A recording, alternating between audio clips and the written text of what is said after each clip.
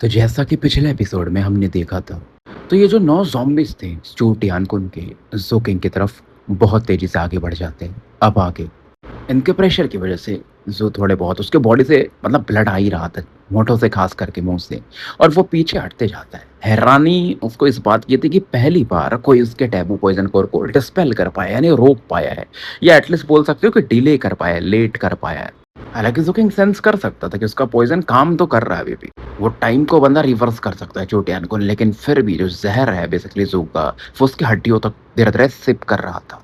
लेकिन ज़ू के पास इतना समय नहीं था कि अब ज़हर का वेट करते रहे कि कब इफ़ेक्ट लेगा वो। और 9 ज़ॉम्बीज़ की भी तो अनडाइंग बॉडीज़ ही हैं। ज़ू इन पर कुछ भी अटैक कर रहा था, उन पे फ़र्क नहीं पड़ रहा था। इसके अटैक्स को जो सोल थे बेसिकली, जो कई लोगों के बच्चे, बूढ़ों को मार के इसने उसमें अब्ज़ॉर्ब कराया था, वो इसके अटैक को अब्ज़ॉर्ब कर जा रहे थे। और इसी के थ्रू वो पॉइज़न को भी डिले करा रहा था। मतलब उसने क्या किया था, अपने बॉडी का जो ज़हर था ज़ू के, वो भेज दिया था अपने इन ज़ॉम्बीज़ में, और ज़ॉम्बीज़ के थ्रू वो जो ज़हर था ये सोल्स के अंदर जा रहा था। मानो स्टू टियानकुन उनका गॉड हो, कुछ ऐसा हो चुका था। और 9 ज़ॉम्बीज़ का भी जो पावर लेवल था ना, वो नर्व्स एंड सोल के अर्ली फेज़ में था। और ज़ू ने अभी तक अपने 2 ट्रम्प कार्ड यूज़ नहीं किए थे, उनमें से एक तो घोस्ट एम्परर माउंटेन था।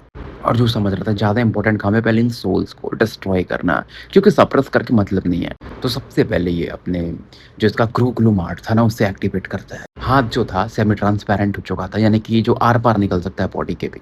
और अपने ही हाथ को अपने सी ऑफ कॉन्शियसनेस में भेजता है। यहाँ पर था इसका 4th हेवनली पैलेस, यानी कि वॉयलेट मून। वॉयलेट मून के पावर को देखो, ये हेवनली प्लेस एक्टिवेट करके यूज कर सकता है, लेकिन फिर वो स्मॉल लेवल का पावर होता है, क्योंकि वॉयलेट मून को अभी भी ज़ो किंग पूरी तरह से कंट्रोल नहीं कर पाता है। अगर ट्रू पोटेंशियल रिलीज करना है, उसे इसे बाहर निकालना पड़ेगा। बाहर निकालने की कोशिश करता था, भाई दर्द तो होगा ही।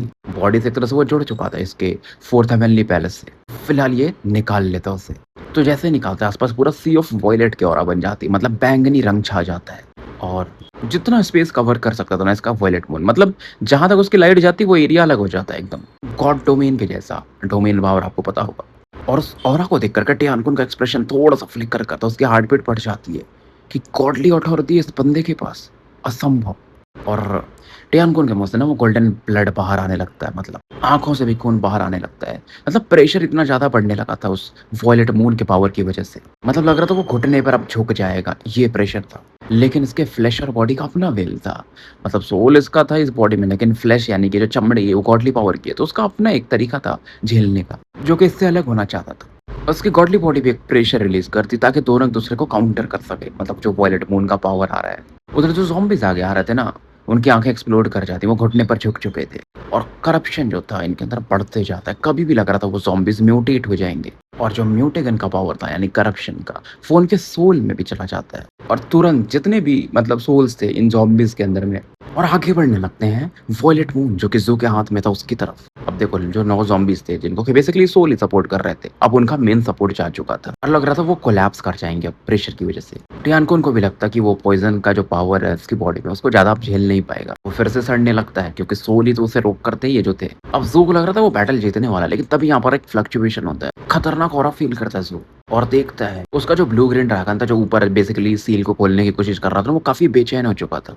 आसमान में मतलब कलर चेंज होने लगता है, लाल होना शुरू हो जाता है, रेड मून प्रकट होने लगता है। वही सेम हो रहा है, ये फील करता है ना जब ये सुप्रीम बिगनिंग नीदरलाइट पिलर पे था, जो अपना टेस्ट दे रहा था पहली बार सेज वर्ड बनने के लिए। तो वही सेम सेम रेड मून की ऑरा फील करता है। वो मालूम तो था कि वॉयलेट मून का पावर उसको मिला कहाँ से, रेड मून के पावर से। तुरंत वो क्या करता है ना, वॉयलेट मून के पावर को अपनी बॉडी में रख देता है, और टैबू पॉइजन कोर के भी पावर को रोक देता है, उससे कवर कर लेता है अपने उस गॉड पावर को। बहुत तेजी से जो टियानकुन की तरफ पड़ता है, अब डैगर लेता है और सीधा स्लैश कर देता है। टियानकुन का गर्दन अभी भी हिल नहीं हुआ था, लेकिन जैसे ही इसका डैगर जो था उसके गर्दन को टच करता है ना, एक गोल्डन ऑरा प्रकट होती है जो कि जोकिंग को पीछे फेंक देती है, बैकलैश की ऑरा।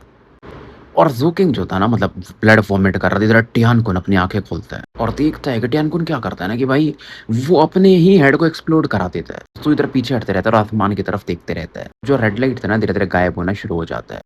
इसका जो ब्लू ग्रीन ड्रैगन था वो शांत हो चुका था। बेसिकली इसका टैबू पॉइजन कोर ने इसको बचा लिया था, क्योंकि उससे इसने वॉयलेट मून की ऑरा को कवर कर दिया था, नहीं तो वो रेड मून की ऑरा इसे कहीं ना कहीं ढूंढ रहा था। और फिलहाल ये सीलिंग बैरियर को खोल देता है, क्योंकि देखो सीलिंग बैरियर था स्ट्रॉन्ग भाई, लेकिन ब्लू ग्रीन ड्रैगन फाइनली उस बैरियर को धीरे धीरे काट चुका था, मतलब कमजोर कर चुका था। लेकिन फिर भी उसको लगता है यार इसका ब्लू ग्रीन ड्रैगन अभी भी वो उतना अमेजिंग नहीं है, नहीं तो इतना समय नहीं लगता बैरियर को तोड़ने में। ठीक है, बैरियर के अंदर गॉडली पावर था, फिर भी उसको दिखता है कि ब्लू ग्रीन ड्रैगन थोड़ा निराश था, शर्मा रहा था। अब जो फिर से एक टेलीपोर्टेशन यूज़ करने वाला था, लेकिन तभी कुछ एक ऐसा फ़ील करता है कि इसका दिल दहल जाता है। क्योंकि देखो, ये जो दुनिया थी जहाँ पर ये था जिस जगह में, वो रेगिस्तान होना चाहिए था, लेकिन नहीं, वहाँ पर धुंध जैसा दिख रहा था। ब्लू ग्रीन ड्रैगन ऐसा चीख मारता, जो समझ जाता वो क्या कह रहा था। प्रोसेस क्यों इतना लंबा लिया इसको, मतलब ब्रेक करने में? क्योंकि समय बैकवर्ड फ्लो कर रहा था शायद, और नीचे में हमें टियानकुन को दिखाया जाता जो कि फिर से प्रकट हो चुका था। हाँ, लेकिन वो रिकवर हो जाता, लेकिन फेस में कुछ ऐसे जख्म थे जो कि फिर भी रिकवर नहीं हुए थे। रिसरेक्शन के बाद वो अभी भी सड़ रहे थे। बाकी एरिया उसका वॉयलेट लाइट के साथ चमक रहा था, जोकिंग के पावर की वजह से। इन चीज़ों को नहीं निकाल पा रहा था वो अपनी बॉडी से टियानकुन। और टियानकुन क्या था, तुमने बैरियर तो तोड़ दिया, लेकिन दुख की बात यह है कि मैं उसके लिए भी तैयार था। तुम्हें सच में लग रहा था कि तुम अभी भी रिवर्ड एंसेंट मेनलैंड में हो? ये एक स्मोक वर्ल्ड है, जिसे कि स्मोक विट्स कंट्रोल करते हैं, और ये माइनर वर्ल्ड नहीं है, ये मेजर वर्ल्ड का पार्ट है, जो कि रिवर्ड एंसेंट के बराबर ही बोल सकते हो, जैसे कि स्मोक विट्स ने कवर कर लिया था। ये ऐसा ट्रेजर है जिसे, जो कि टैबू ट्रेजर से भी ऊपर ऊपर माना जाता है। मैंने 100 गॉड ब्लड पे किए थे इस चीज़ के लिए, इस एरिया में एंटर करने के लिए। और यहाँ से बस एक ही निकल सकता है, या तो तुम या तो मैं। जो देखता है फिर टियानकुन की तरफ, मतलब मेरे पास कोई ऑप्शन नहीं है, तो तुम्हें मारना ही पड़ेगा। टियानकुन कहता है मुझे मारोगे? टियानकुन तुरंत बैठता है, मतलब एक पैर पे क्रॉस लेग्ड हो जाता है, फिर बीच में बैठ के, और डबल इनकांटेशन टेक्निक यूज करता है। हाथों का कुछ हैंड साइन बनाता है। और अब ये वीसियस नहीं दिख रहा था, खूंखार नहीं दिख रहा था, काफी के मतलब कि इमोशंस एकदम शांत हो गए थे, आंखें बंद कर चुका था, और जोकिंग की तरफ जो कि आ रहा था बस उसके ऑरा को फील कर रहा था। कुछ सूत्रा का मतलब उच्चारण कर रहा था, कुछ की dark reversal tau underworld surpasses God for something something, कुछ तो बोल रहा था, मंत्र मार रहा था, गॉड की चैंटिंग कर रहा था। और खतरनाक म्यूटिगन पावर प्रकट होता है, जो कि किसी भी चीज को इन्वेड कर सकता था, अंदर घुस सकता था, और जोकिंग भी इससे अफेक्ट होना शुरू हो जाता है। एक म्यूटेगन यानी कि करप्शन, देखो जोकिंग खुद करप्शन कंट्रोल करता था, ऐसा करप्शन जो इसका खुद नहीं था, उसकी बॉडी में वो फील करने लगता है। जोकिंग जो कि आसमान में था, अभी नीचे गिरता है, टियानकुन को देखता है जो कि मंत्र पढ़ रहा था अभी भी, और टियानकुन को अच्छे से देख नहीं पा रहा था। ऐसा लग रहा था एक छोटी अनकुन नहीं, बहुत सारे, मतलब एक धर्मा फोर्स उसने क्रिएट कर दिया था। जोकिंग की बॉडी मानो उसके कंट्रोल में नहीं थी। खतरनाक इस समय दर्द में था जोकिंग। सेम दर्द इसने फील किया था जब वो गॉड आई ओपन हुई थी ना नीचे में, जब ये गया था, अगर आपको याद हो, सुप्रीम बिगनिंग नेदरलाइट पिलर के अंदर जब ये नीचे गया था। लेकिन देखो वो पावर अलग था, जो उसने गैस शैलो में पावर फील किया था ना, वो आई का उस पावर को रजिस्ट करना असंभव के जैसा था। क्योंकि उस समय जू ने फील किया था, उसकी पूरी बॉडी इन्वेड कर दी गई है। सी ऑफ कॉन्शियसनेस हो, धर्मा फोर्स हो, अपना फ्लैश बॉडी हो, माइंड हो, थॉट हो, जो भी बोल लो, सब चीज। वो तो वो लड़की जो थी सेंटीपीड केचुए वाली, वो उसने इसे बचा लिया था। शायद जोकिंग वहां बच भी रहा था, ऐसा कुछ नहीं था, ऑप्शंस थे भाई के पास, लेकिन मुश्किल था वहाँ पर। ये वाला भी सेम फील हो रहा था इसे, चूटियानकुन वाला भी, लेकिन पावर लेवल का काफी डिफरेंस था, क्योंकि ये ट्रू गॉड नहीं था, एक इमिटेशन था, उसका कॉपी था, जो भी बोल लो। और जो पहले से देखो, आपको भी मालूम है, बहुत अलग हो चुका है, पावर लेवल अलग लेवल पे जा चुका है। जो की आंखें एकदम खूनी लाल हो जाती है, टियानकुन की तरफ देखता है, जो कि इस समय पद्मासन में बैठा हुआ था, पलथी मार के। उसकी बॉडी से गोल्डन लाइट चमक रही थी। जू के पास अपने तरीके थे इस गॉडली पावर से फाइट करने का, जैसे कि हेवनली डाउ, blue green dragon, ghost emperor mountain, और इसने वो जो बॉटल खरीदा था गोस्ट वर्ड से, जिसमें आवाजें आती उस महिला की गाते हुए। और भी हैं भाई, टैबू पॉइजन और वॉयलेट मून है। वॉयलेट मून क्यों नहीं यूज करना चाहता? क्योंकि वो रेड मून का पावर फिर इसे ढूंढने लगता है। अब जू को इससे बच के निकलना नहीं था, अब इसको मारना था। इसके दिमाग में ये आ चुका था कि मैं भी सेम चीज कर सकता हूँ इसके जैसा, कि अब मैं वॉयलेट मून के पावर को यूज करता हूँ, लेकिन टैबू पॉइजन कोर में मिला करके। और वैसे भी मैं ये स्मोक विट वर्ल्ड फ्रैगमेंट में हूँ, अलग हिस्सा बोल सकते हो इस वर्ल्ड का। तो इसका जो ब्लू ग्रीन ड्रैगन था अभी भी फ्रीली मूव कर पा रहा था। इधर टियानकुन क्या करता है कि अपनी औरत से फिर से जो स्पेस खोल दिया था जोकिंग ने, उसे बंद कर देता है। जो देखता है, अच्छा बेटा, थर्ड और फोर्थ हेवनली पैलेस को एक साथ एक्टिवेट करता है।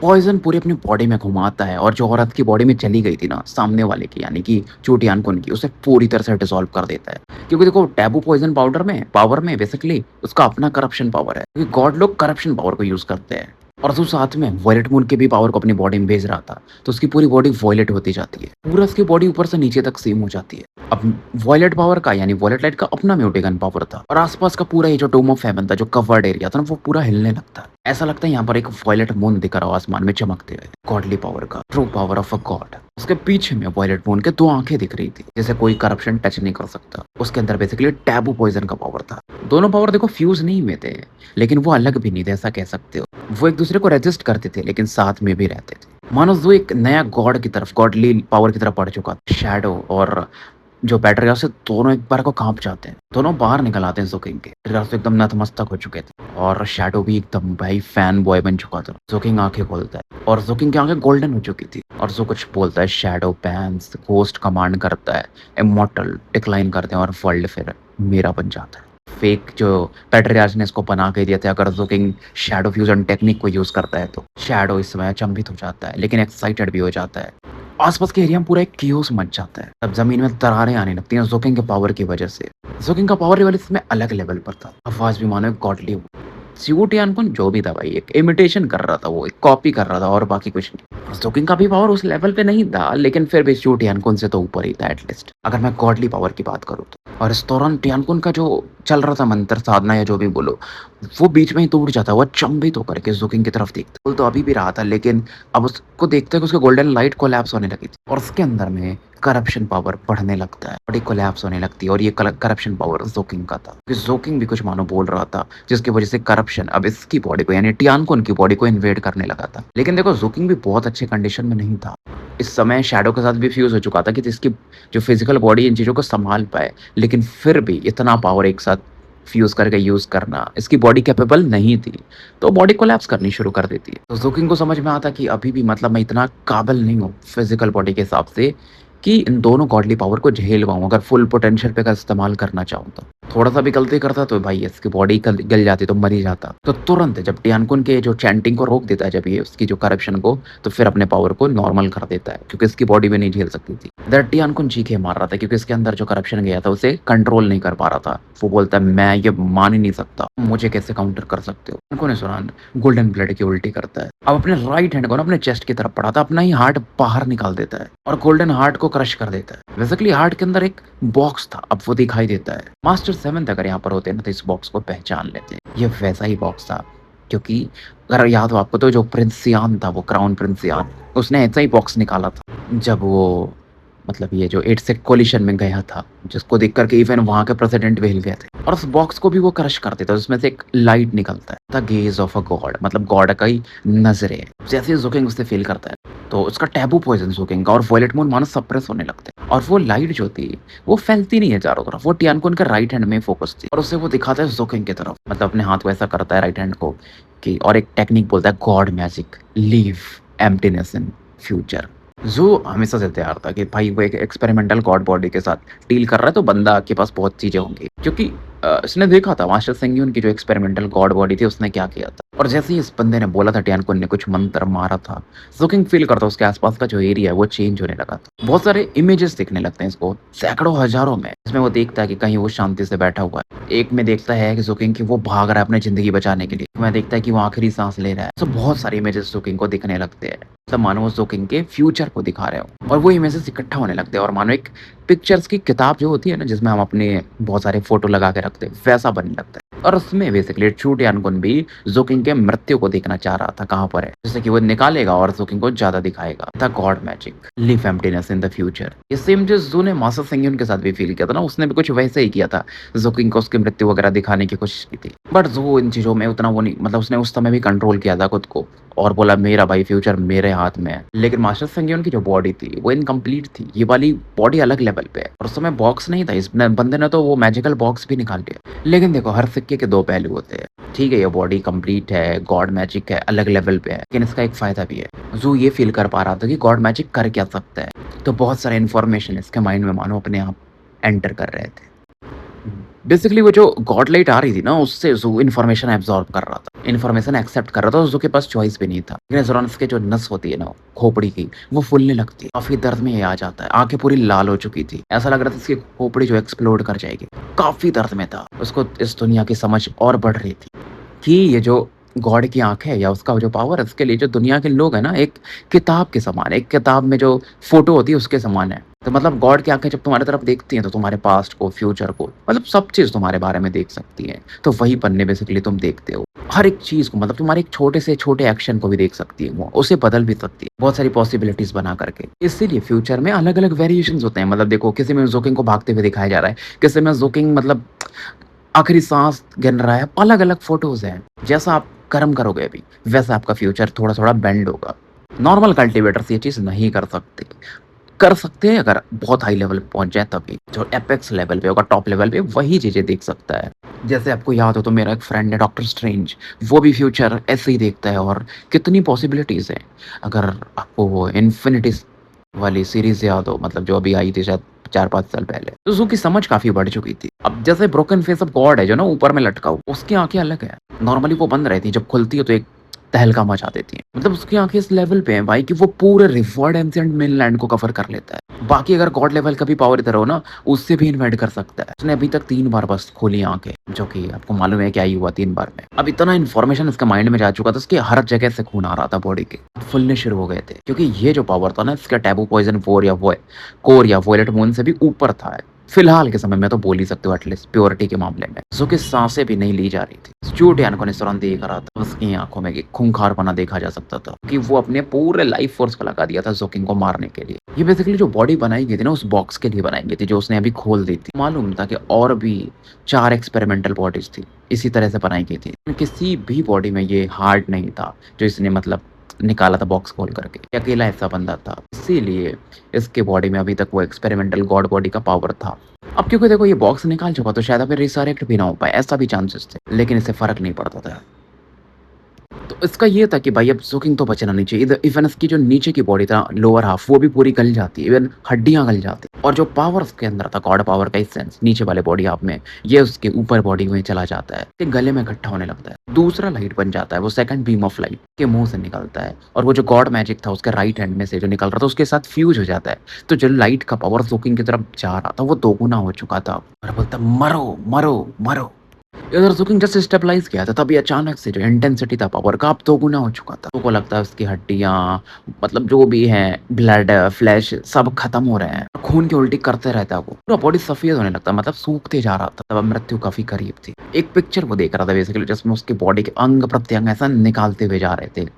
और देखता है कि फिर उसके बाद छोटे अनगुन जाता है, सुप्रीम आर्बिटर जो माउंटेन था वहाँ से एक हड्डी-वड्डी निकालता है जो कि बेसिकली मास्टर सेंग्यून का। और बहुत सारे इमेजेस ऐसा भी दिखता है ज़ोकिंग जिसमें छोटे अनगुन भी मर चुका है। जैसे कि प्लम डार्क ने उसे मार दिया। एक में देखता है कि ब्लड स्मेल्टर ने मार दिया। एक में देखता है मास्टर सेवंथ ने मार दिया। एक में देखता है वो खुद मर गया। और एक में देखता है कि जैसे कि प्रिंसियान ने ही वॉयलेट प्रिंसियान ने ही इसे मार दिया। अब ज़ोकिंग की आँख एकदम खूनी खूंखार लाल हो जाती है और समझ रहा था कि छोटे अनगुन ऑल आउट जा रहा है। अब ज़ो को मालूम था अगर इससे इन चीज़ों से बचना है तो अपने फ्यूचर को खुद क्रश करना पड़ेगा। फिर ये बंदा पेजेस नहीं बदल पाएगा यानी चोटियान जो पावर यूज कर रहा है। उसको मालूम था कि टैबू पॉइजन और वॉयलेट मून काफी नहीं है। ये बोलता है ठीक है मैं देखता हूँ तुम मेरे फ्यूचर के साथ कैसे खेलते हो। अब मैं दिखाता हूँ तुम्हें एक स्मोल्डरिंग गॉड लेवल का पावर जिसके 2 कंधों पर 2 वर्ल्ड है मानो। ज़ोकिंग अपने दांत को पीसता है, राइट हैंड को उठाता है और जो सिंबल थे ना सुप्रीम वॉइड वर्ल्ड के मानो उसके सामने प्रकट होते। ज़ोकिंग के पीछे में एक माउंटेन मैनिफेस्ट हो जाता है। उसमें बहुत सारे सिंबल्स दिख रहे हैं। ज़ोकिंग के साथ मर्ज हो रहा था और माउंटेन फिर धीरे-धीरे पूरी तरह से दिखने लगता है जिसके ऊपर में एक बंदा क्रॉस लेग बैठा हुआ था यानी पद्मासन में और साधना कर रहा था। उसने एक pitch black suit of armour पहना था और उसके सामने में उस बंदे के सामने में मतलब सुप्रीम बिगनिंग नेदरलाइट पिलर था और 2 मेजर वर्ल्ड्स थे 2 कंधों पर जैसा मैंने बताया आपको। और उसके आर्मर में अलग लेवल का पावर था भाई, डिस्ट्रक्टिव पावर था। और जैसे ये पावर प्रकट होती है ना, यहाँ का जो पूरा वर्ल्ड था ये स्मोक विट वर्ल्ड या डेजर्ट वो भी सब कोलैप्स करना शुरू कर देता है। और जो फेशियल फीचर था इस घोस्ट एम्परर का क्योंकि ज़ू ने बनाया था तो वो 80% तो ज़ू के समान अब हो चुका था। ज़ू किंग अब दिख भी नहीं रहा था, वो बेसिकली मानो घोस्ट एम्परर के साथ फ्यूज हो चुका था। और इस दौरान घोस्ट एम्परर की आंखें खुलती है जो कि चू टियानकुन की तरफ लॉक हो जाती है। पूरा एरिया चमकने लगता है। टियानकुन एकदम शॉक्ड हो जाता है। तत तत तत ऐसा कि ये कोल्ड कोर का बंदा ये ऐसा कैसे कर सकता है? उसको लगा नहीं था कि ज़ोकिंग ऐसा कर सकता है। उस बंदे के पास मतलब ये सोचना शुरू करता है कि ज़ोकिंग के पास 2 प्रकार की गॉडली अथॉरिटी है, यानी कि पॉइजन कोर और वॉयलेट मून प्लस एक स्मोल्डरिंग गॉड लेवल के बंदा जिसके पास 2 वर्ल्ड हो मतलब 2 कंधों पर उसकी छाया को बना पा रही है यानी घोस्ट एम्परर को। इस दौरान घोस्ट एम्परर अपना पूरा पावर यूज करते हैं और चोट यानकुन की तरफ बढ़ जाते हैं। यानकुन चीखें मारता है और खून की उल्टी करने लगता है क्योंकि ऑरा इतनी पावरफुल थी ना कि जमीन में धंसना शुरू हो जाता है। और जो बहुत सारे पिक्चर्स प्रकट हुए थे ना ज़ोकिंग के सामने में जो ज़ोकिंग को धीरे-धीरे उसका फ्यूचर दिखा रहे थे सब, वो गायब होना शुरू हो जाते हैं। इस दौरान अब ज़ोकिंग को तो सेंस कर ही सकता था। टियानकुन बोलता है तुम 2 प्रकार के गॉडली अथॉरिटी और एक projection of ghost emperor use कर रहे हो मुझे मारने के लिए, बहुत इंप्रेसिव। मैं तुम्हारे फ्यूचर का तो कुछ नहीं कर सकता शायद, लेकिन तुम्हारा पास्ट, मैं तुम्हारे पास्ट को ही मिटा दूं तो दुनिया फिर तुम्हें भूल जाएगी। क्योंकि देखो टियानकुन ने अपनी आधी बॉडी तो जला दी थी और अगर वो गॉडली पावर की एसेंस को और यूज करना चाहता था तो पूरी बॉडी जलानी पड़ेगी। रिजरेक्शन का पावर खत्म हो जाएगा, लेकिन वो इस पावर को यूज करना चाहता था ज़ोकिंग को मारने के लिए। फिर बोलता है God magic leave nothing to the past. अब देखो फ्यूचर एक कल्पना है ना? मतलब आप नहीं जानते हो कि फ्यूचर में क्या होगा आपके साथ। लेकिन पास्ट क्या है आपकी? पास्ट आपकी याददाश्त है, आपकी मेमोरी है। अगर आपके ही पास्ट को मिटा दिया जाए तो आपका अस्तित्व क्या है? आप खुद को ही नहीं जानोगे भाई, आप क्या थे और किसी को पहचानोगे नहीं। तो ये गॉड की एक और एबिलिटी होती है कि वो आपके पास्ट को भी मिटा सकता है, यानी कि भुलवा सकता है। तो ये जो स्मोक विट पूरा कोलैप्स हो रहा था ना, फ्रैगमेंट, वो धीरे-धीरे फिर से शांत हो जाता है जब जो टियान ये ऑरा को यूज़ करता है। सब चीज़ें मानो फ्रीज़ हो चुकी थी। पहली बार खुद टियान इस लेवल का पावर यूज़ कर रहा था। इस समय उसे लगता है कि वो चीज़ों को क्लियर देख पा रहा है। हेवन और अर्थ का पावर कैसा होता है। कुछ एग्ज़िस्ट नहीं करता है। कुछ भी नहीं है भाई इस दुनिया में। वो सच में एग्ज़िस्ट करता है इसकी बॉडी। एक फॉग देखता है वो। जहाँ पर ज़ोकिंग शायद पहले था, तो उसे समझ में आ जाता है कि यही जगह है जहाँ पर उसे जाना है, यानी चोटियान खुन को। क्योंकि जब ये वाला पावर ये यूज़ करता है ना, तो चीज़ें मानो गायब होने लगती है उसकी नज़रों से। उसको क्या था कि ज़ोकिंग के मेमोरी डोर्स को ढूँढना था और कुछ नहीं, फिर इस मैजिक से खत्म कर देना था। क्योंकि चोटियान खुन अब खत्म हो चुका था, वो सोल फॉर्म में था कि उस फॉग की तरफ पड़ता है। वहाँ पड़ता है, यानी जहाँ पर ज़ोकिंग था, वो फॉग के समान उसको अब ज़ोकिंग दिखा रहा था। बहुत सारे दरवाजे दिखते हैं, काफ़ी बड़े थे, कुछ छोटे थे, कुछ गोल थे, कुछ चौकोन्ने मतलब दरवाजे थे, अलग-अलग मटेरियल्स के बने थे। ज़ोकिंग चोटियान-कुन सॉरी वो देखता है कि अच्छा ये वो जगह है। और एक डोर में वो एंटर कर जाता है, एक डोर ढूँढ करके जो उसके हिसाब से ज़ोकिंग का होना चाहिए शायद, पास्ट का। हर एक दरवाज़ा ज़ोकिंग के मतलब बेसिकली मेमोरीज़ ही थे पास्ट के। ज़ोकिंग चोटियान को बेसिकली अंदर जाते जाता है क्योंकि टनल था पूरा। बेसिकली देखो मिटाना इन द सेंस क्या कर रहा था वो कि सील कर दे रहा था ज़ोकिंग के मेमोरीज़ को। प्रोसेस काफ़ी स्मूथली जा रहा था। चोटियान कुन एक्साइटेड था। लेकिन एक दरवाज़ा ऐसा मिलता है चोटियान कुन को कि वो अचंभित हो जाते हैं जो कि गोल था। जैसा ही इसका सीलिंग पावर उधर पड़ता है ना, वो दरवाज़ा ब्लर नहीं होता है। इस बार वो दरवाज़ा खुल जाता है। इसके अंदर में एक लाल आँख दिखती है। वो लाल आँख टियान-कुन को घूरती है। उसमें से एक अलग पावर निकलता है। टियान-कुन चीखें मारने लगता है। अब इसका सोल का जो राइट हैंड था, सोल पावर में था ना क्योंकि ये, वो एक्सप्लोड कर जाता है। पीछे भागना शुरू करता है। पीछे तो आ जाता है लेकिन सोचता है उसको मालूम था वो क्या था अंदर में। वो एक गॉड आई का पावर था। देखो ज़ोकिंग के बारे में बहुत कुछ ये जानता था। उसे ये इफ़ेक्ट परमानेंट नहीं चाहिए था। उसे चाहिए था कि अगर टेम्परेरी रूप से भी दुनिया अगर ज़ोकिंग को भूल गई, तो फ्यूचर में ये ज़ोकिंग को मार देगा। चलो ठीक है, ज़ोकिंग के पास भी गॉड मैजिक है। इसीलिए इसका एक जो मेमोरी है वो गॉड से कहीं न कहीं लिंक यानी गॉड से इसका कुछ कनेक्शन है। मेमोरीज़ में पास्ट में कुछ हुआ होगा इसके साथ। इतना था कि इसके गॉडली लाइट ने इसको हेल्प कर दिया कि बाहर निकल पाए। सोचता मुझे हर एक मेमोरी बंद करने की ज़रूरत नहीं है। 10 भी बंद कर दिया, मेरा गॉड मैजिक कंप्लीट हो जाएगा। तो अपनी गॉडली लाइट के पावर के यानी गॉडली सील्स के पावर को हर एक डायरेक्शन में ये बढ़ा रहा था। ज़ोकिंग के जितने सारे मेमोरीज़ के डोर्स दिख रहे थे। दरवाजे की तरफ और बढ़ता है, वो भी खुल जाता है। ऐसा कुछ चबाने की आवाज़ आती है मतलब कोई खा रहा हो। और उस ऑरा की वज़ह से ना इसका एक पैर चला जाता है। बोलता है अच्छा तो इसके पास 2 गॉडली अथॉरिटी है इसलिए मेरे साथ ऐसा हुआ। तो इसीलिए इसके 2 जो दरवाजे थे मेमोरी के वो गॉड पावर के से लिंक है। टियान-कुन यहाँ से भी निकल जाता है। ऐसे ही 50 दरवाजे के बाद एक और दरवाजे से मिलता है। ये भी खुल जाता है। उसमें से रेडिश ऑरा निकलती है। ये अचंभित हो जाती है कि ऐसा कैसे हो सकता है? एक और ऐसा पावर गॉडली लेवल का। इसका एक और पैर चला जाता है इसमें। ऐसा लगता है मैं कंटिन्यू करूँ या ना करूँ? एक और दरवाजा फिर ये खुल जाता है देखता है। इस बार चोटियान-कुन का पूरा सोल हिल जाता है। जो देख लेता ना ये भाई इसकी फट जाती है। अब बचना है इसको तो ये क्या करता है अपने आर्म को डेटोनेट कर दे एक्सप्लोड करा देता है क्योंकि निकलना है तो। लेकिन इसकी फट क्यों जाती है? क्योंकि क्या देख लेता है? ये देख लेता है हेवनली डाओ को। अब इसका सोल जो था आधा खत्म हो चुका था। पैर और तो खत्म ही हो चुके थे, हाथ तो खत्म ही हो चुके थे। देखता है ना बाहर से टनल से क्योंकि टनल से घुसा था वो 10% भी कंप्लीट नहीं कर पाया था। मतलब ज़ोकर के जितने दरवाज़ों को ये सील करना चाहता था। गहराई में क्या है पता नहीं बट इसको लगता है एक बड़ा-सा चेयर वो देखता है। सोचता है वो कुर्सी वहाँ पे क्या कर रही है? ये फट चुकी थी कि अब मैं आगे तो नहीं जाऊँगा। ये लौंडा काफ़ी खतरनाक है, ये यही सोचता है। लेकिन जब ये निकल रहा था ना एक दरवाज़ा अपने आप खुल जाता है। इसमें से एक हाथ बाहर निकलता है। हाथ को पूरी क्लियरली ये देख नहीं पा रहा था। टियान-कुन चीखें मारता है और ज़्यादा खुद को एक्सप्लोड करा देता है ताकि वहाँ से निकल पाए। फिर तो कुछ देख लेता और ज़्यादा अचंभित हो जाता है। बहुत सारे दरवाजे इसको दिखते हैं। कुछ मतलब चीज़ें देखता है जो और इसको अचंभे में डाल देता है। लग रहा था पागल हो जाएगा हर एक दरवाजे जब खुलते जा रहे थे। और चीखें आती हैं बेसिकली ना हर एक दरवाजे से। जिसे देख कर के टियान-कुन का जो सोल था ना एक्सप्लोड कर जाता है।